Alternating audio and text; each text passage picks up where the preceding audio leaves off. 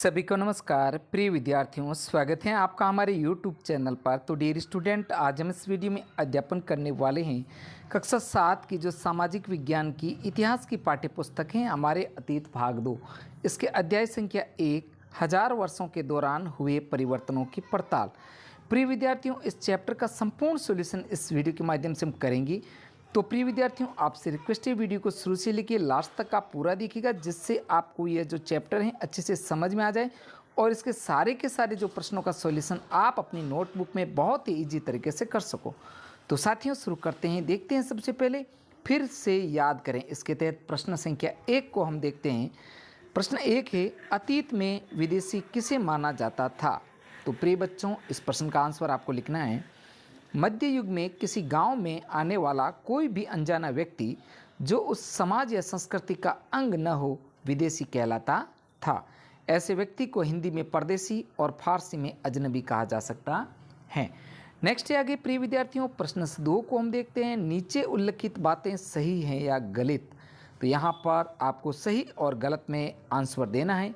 तो सबसे पहले देखते हैं क, सन 700 के बाद के काल के संबंध में अभिलेख नहीं मिलते हैं, यह कथन सही है, आपको सही लिखना है।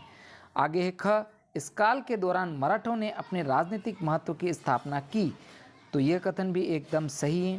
कथन ग, कृषि केंद्रित बस्तियों के विस्तार के साथ साथ कभी कभी वनवासी अपनी जमीन से उखाड़ कर बाहर कर दिए जाते थे, यह कथन भी सही है। अब प्रिय बच्चों, आगे देखते हैं ग, सुल्तान गयासुद्दीन बलबन असम, मणिपुर तथा कश्मीर का शासक था, यह कथन गलत है। तो प्रिय विद्यार्थियों, आपको सही और गलत में आंसर देना है। अब आगे देखते हैं प्रश्न 3, रिक्त स्थानों की पूर्ति कीजिए। तो यहाँ पर आपको रिक्त स्थानों के भरना है। यहाँ पर सबसे पहले देखते हैं क, दस्तावेज, पांडुलिपियाँ, कार्यली कागज अभिलेखों में रखे जाते हैं।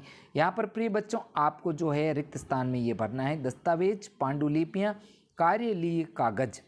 अब आगे ख, जियाउद्दीन बर्नी 14वीं सदी का इतिहासकार था, यहाँ पर आएगा जियाउद्दीन बर्नी भरना है।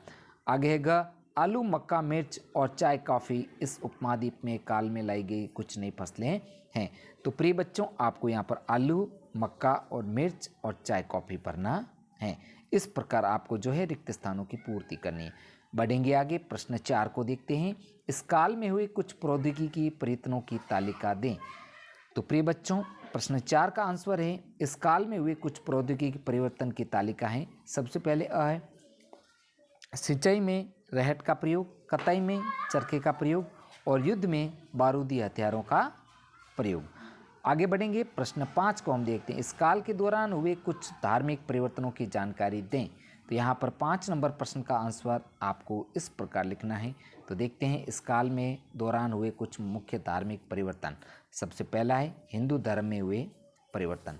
तो यहाँ पर हिंदू धर्म में क्या परिवर्तन हुए देखते हैं। नए देवी देवताओं की पूजा, राजाओं द्वारा मंदिरों का निर्माण, समाज में पुरोहितों के रूप में ब्राह्मणों का बढ़ता महत्व तथा उसकी सत्ता, नए नए शासक इनके संरक्षक बने।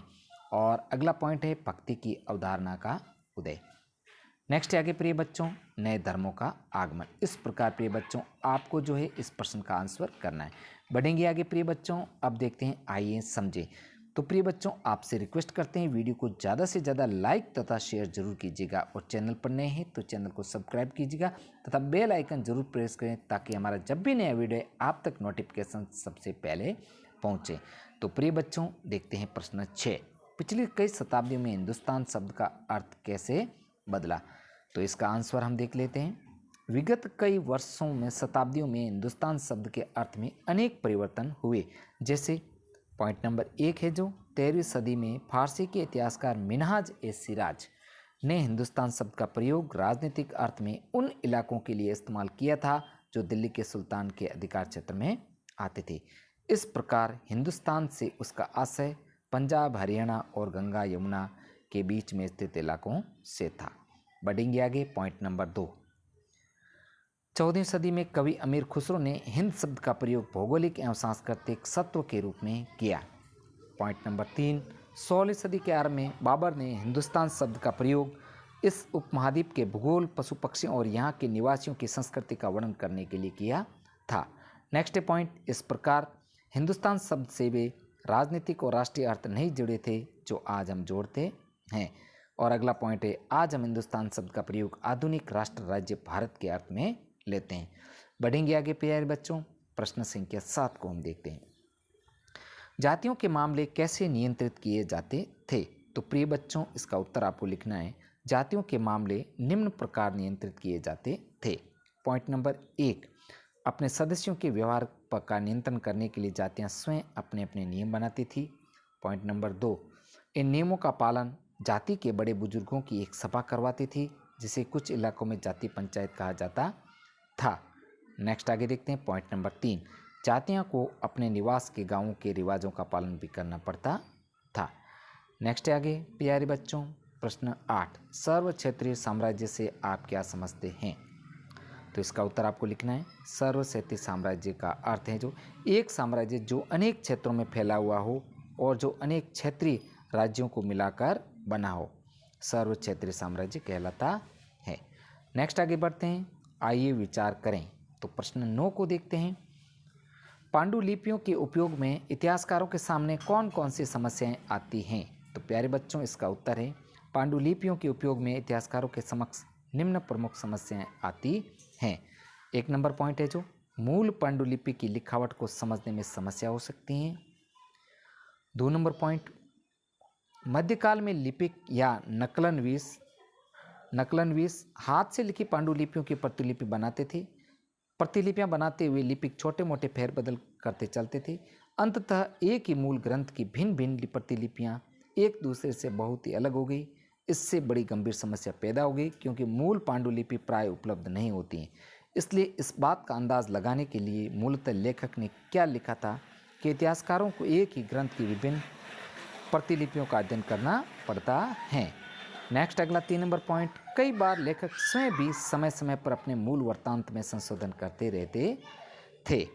अब प्यारे बच्चों बढ़ेंगे आगे, प्रश्न संख्या 10, इतिहासकार अतीत को कालों या युगों में कैसे विभाजित करते हैं? क्या इस कार्य में उनके सामने कोई कठिनाई आती है? तो प्यारे बच्चों, इस प्रश्न का उत्तर आपको लिखना है, अधिकतर इतिहासकार आर्थिक तथा सामाजिक कारकों के आधार पर ही अतीत को कालों या युगों में विभाजित करते हैं। इस आधार पर इतिहासकार प्राय इतिहास को 3 कालखंडों में विभाजित करते हैं, जैसे प्राचीनकालीन इतिहास, मध्यकालीन इतिहास और आधुनिक इतिहास। अब आगे बढ़ेंगे, लेकिन इतिहास का एक कालखंड भी अनेक बदलावों से भरा होता है। आखिर 16वीं और 18वीं शताब्दियाँ 8वीं और 11वीं शताब्दियों से काफ़ी भिन्न थी। फिर मध्यकाल की तुलना प्राय आधुनिक काल से की जाती है। आधुनिकता के साथ भौतिक उन्नति और बौद्धिक प्रगति का भाव जुड़ा है। इससे आशय यह निकलता है कि मध्यकाल रूढ़िवादी था और उस दौरान कोई परिवर्तन हुआ ही नहीं। लेकिन हम जानते हैं कि ऐसा नहीं था।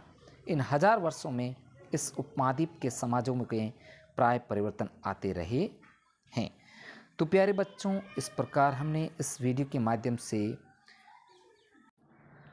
कक्षा 7 की जो इतिहास की पाठ्य पुस्तक हमारे अतीत भाग 2 का अध्याय 1 1000 वर्षों के दौरान हुए परिवर्तनों की पड़ताल, इस चैप्टर का संपूर्ण सॉल्यूशन हमने इस वीडियो में किया है। प्रिय बच्चों, आपसे रिक्वेस्ट है वीडियो को ज़्यादा से ज़्यादा लाइक तथा शेयर जरूर कीजिएगा और चैनल पर नए हैं तो चैनल को सब्सक्राइब जरूर कीजिएगा। और हाँ विद्यार्थियों, आपसे रिक्वेस्ट है, अगर आप कक्षा 7 के सामाजिक विज्ञान के संपूर्ण पाठों का सॉल्यूशन अगर आपको एक साथ चाहिए तो मेरे चैनल की प्लेलिस्ट बनी हुई, वहाँ पर जाकर के आप उनका अध्यापन एक साथ भी कर सकते हैं। तो प्रिय विद्यार्थियों, आज का वीडियो इतना ही। मिलेंगे नेक्स्ट वीडियो के साथ में। वीडियो देखने के लिए आपका धन्यवाद।